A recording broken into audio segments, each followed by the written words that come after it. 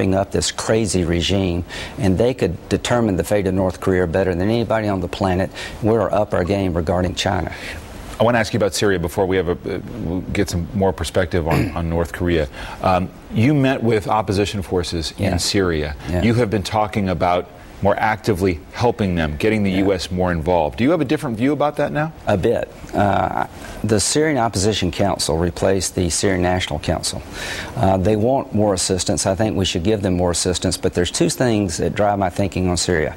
The King of Jordan is going to be a casualty. The worst is yet to come regarding Syria if we don't fix this soon. Jordan is being overrun by Syrian refugees, and before I would arm the rebels, I want a commitment by them that they will allow an international force to secure these 17 chemical weapon sites, enough weapons to kill millions of people, and commit to destroying those weapons. That in the new Syria, they will reject owning chemical weapons. If they would do those two things, I told them, I think there would be more involvement by the Congress. There'd be more willingness by the Congress to help them. They've got to commit to destroying those weapons and allowing us in the international community to controlling those weapons. I don't know what they're going to say, but if they publicly made those two statements, I think it would be easier for Congress to help them. And the radical elements in the Syrian Free Army are growing by the day.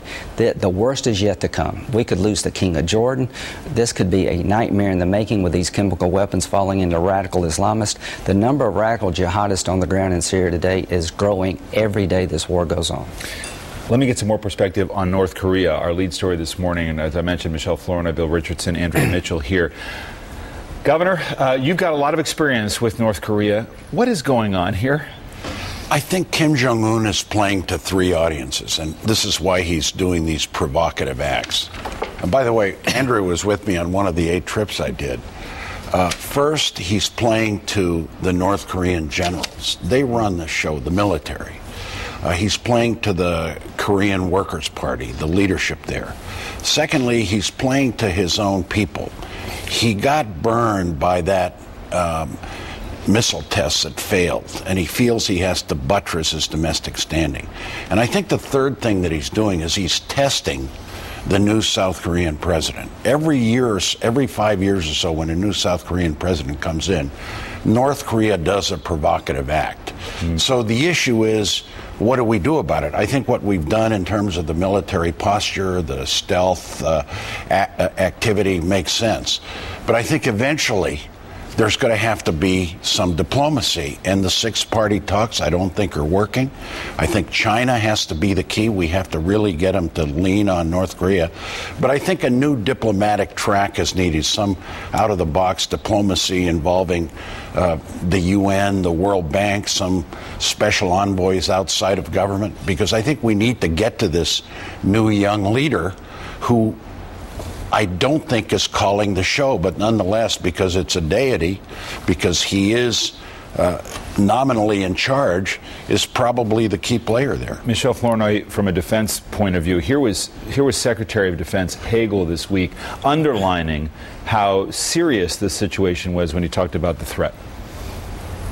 They have nuclear capacity now. They have missile delivery capacity now.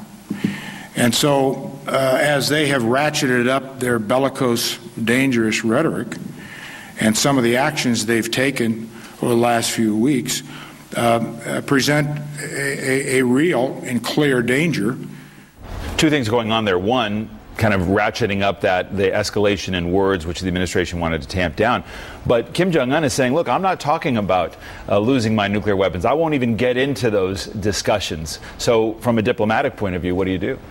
I think we have to convince this new, young, inexperienced leader that he's playing a losing hand, that the only way out of the box to get the economic development he wants, to get the progress that he wants, is to ratchet back the rhetoric, come back into compliance with the international obligations that North Korea has, and to get serious about trying to implement some of the commitments he's made at the negotiating table in the past. I think in the meantime, the U.S. has been right to focus on bolstering deterrence, bolstering defense, standing shoulder to shoulder with our ally, South Korea. I would only add this. I think the goal should not just be to calm them down, to cool the rhetoric down. The goal has to be, how do we get North Korea back to the negotiating table on nuclear proliferation, on denuclearization? They have to do it because that whole Asian area is a tinderbox, and we have enormous interest there. We have 30,000 American troops. They've got hundreds of missiles. They've got maybe up to 5 to 6 nuclear weapons. They've got a belligerent leadership. It's in our national interest to try to diplomatically diffuse the situation, but we need a new policy, and I think Secretary Kerry is the kind of person that can come up with that. Andrea, a more basic question. It's very hard to explain to your children how North Korea can exist this way in the 21st century, and yet we continue with belligerent leadership, with a starving population, with a country completely isolated from the rest of the world. How is this possible?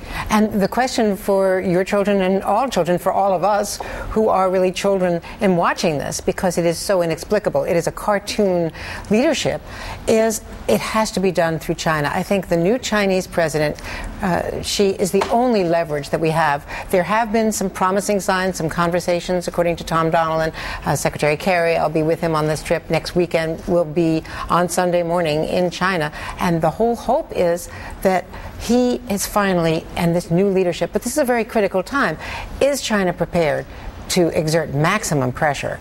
Because as Bill Richardson and Senator Graham and Michelle Flournoy have said, no one knows really what is motivating him except trying to assert his leadership. Who is the puppeteer really behind the scenes? The military, most likely.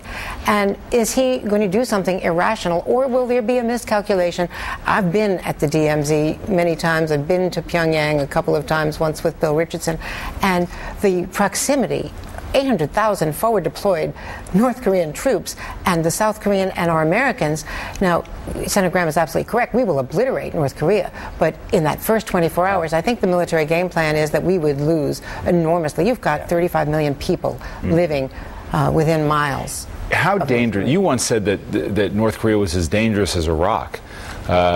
Back last decade. Do you still think they're that dangerous? Crazy people with nuclear weapons who proliferate those weapons throughout the world, who support terrorist organizations, are incredibly dangerous.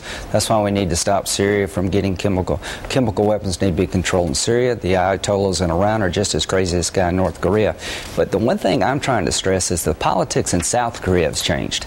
There will be no more tolerance for sinking South Korean naval vessels or killing civilians in South Korea by North Korea. They need to understand that. That's my biggest fear, guys, that if there's a provocation, South Korea is not going to take it anymore. And the reason they don't have nuclear weapons and Japan doesn't, because they trust us. Right. And so I appreciate what this administration is doing, standing by our allies. But Michelle, what do you do with the South Koreans right now from a military point of view to tell them to trust the United States, as the senator says, and not act too rashly? I think we hold them as close as possible. We do as much as we can to reassure them.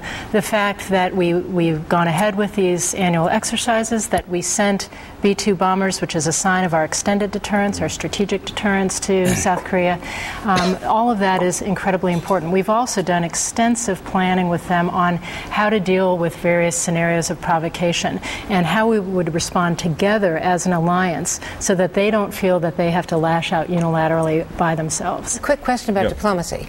It's great to say negotiate with the North, but Bill Clinton's White House tried to, George W. Bush has tried to.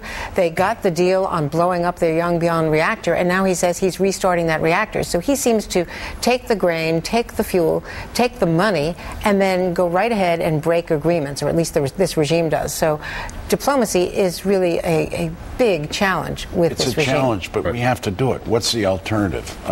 I think we have to recognize probably the longer range threat is the spread of nuclear materials. What you don't want is North Korea selling enriched uranium to Iran. They did it to Syria, Pakistan. That's and I remember asking a North Korean leader, I said, are you guys exporting nuclear materials? He said, maybe. If you continue sanctions, we've got to get foreign exchange. Now, that's pretty devastating. So look, I think diplomacy's been tried. I think President Clinton probably was the most successful getting an agreement done. President Bush, I think, started to negotiate with him. They're very difficult. But I think we need a new negotiating track, and I think the key is going to be the United States and China. South Korea is a major player, but I think for domestic reasons, they got to be shunned. I've got a couple minutes left with you, Senator Graham, and I want to turn domestically to negotiations that have to do with other things like